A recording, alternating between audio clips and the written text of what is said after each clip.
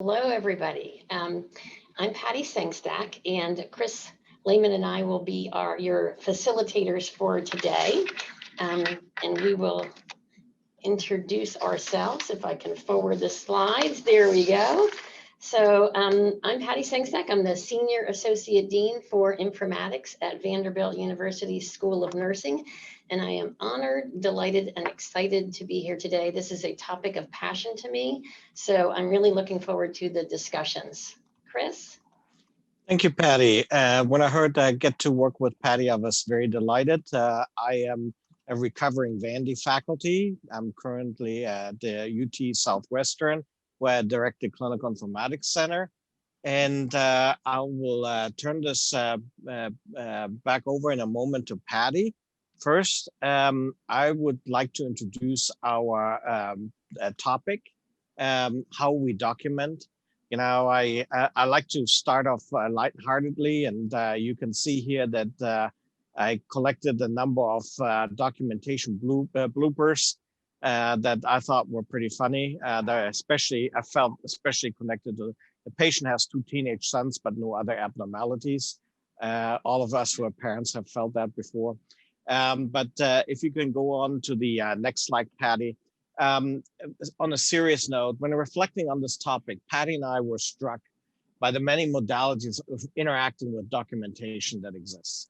We thought about modalities, devices, techniques, timing in relationship to care, the single versus team-based documentation, and so on. So it became quickly clear to us that we only could scratch the surface. And so knowing that, we wanted to do it in a deliberate way to aid to the overarching goal of this series of reducing documentation burden. So today you will hear from 2 panels. The first one will share with us, or will share with you all the pains of documentation. And if it wasn't COVID times, I'm sure the panelists would let you feel their stigmata too. And the second panel will talk about the benefits and challenges of alternate native data entry, and will hopefully direct us in a direction that will open up some possibilities for the futures and some opportunities for reducing burden in the future. And with this, I turn back over to Patty for the introduction of our first panel. Excellent. Thank you, Chris. Yeah, how data gets into the system is such a challenge for us these days. We have some great panelists that are going to touch on it from many different angles. And the first panel, we'll start with Zach Hedinger, and he is an assistant professor of emergency medicine at Georgetown University School of Medicine and the director of cognitive informatics at the National Center for Human Factors in Healthcare at MedStar Health. He is dual board certified in emergency medicine and clinical informatics, where he has the opportunity to translate between the languages of medicine, informatics, and human factors engineering. He's received funding from the NIH, ONC, AHRQ, FDA, all those acronyms, and several foundations to improve health IT systems and reduce hazards in healthcare. Our second panelist will be Kim Unertl, who is a researcher and educator in the Department of Biomedical Informatics at Vanderbilt University Medical Center. Her research focuses on the interaction between workflows and technology in healthcare and the impact of technology on collaboration and coordination of care.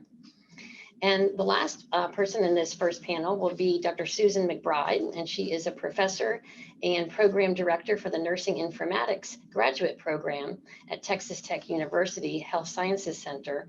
And a good deal of her research has been applied work to address optimizing EHRs and other point of care technologies for clinicians, as well as use of data to improve patient safety, quality, and population health. So great panel for the first panel. And Chris, I'll let you introduce the second panel. Thank you, Patty. I appreciate that. So our second panel, we have as the first speaker, Dr. Pete Smith. Dr. Smith has over 25 years of experience in clinical practice, teaching, research, and leadership at the University of Colorado, where he's currently the Department of Family Medicine's Associate Vice Chair for Clinical Affairs. That means he manages over 100 ambulatory practices across all subspecialties.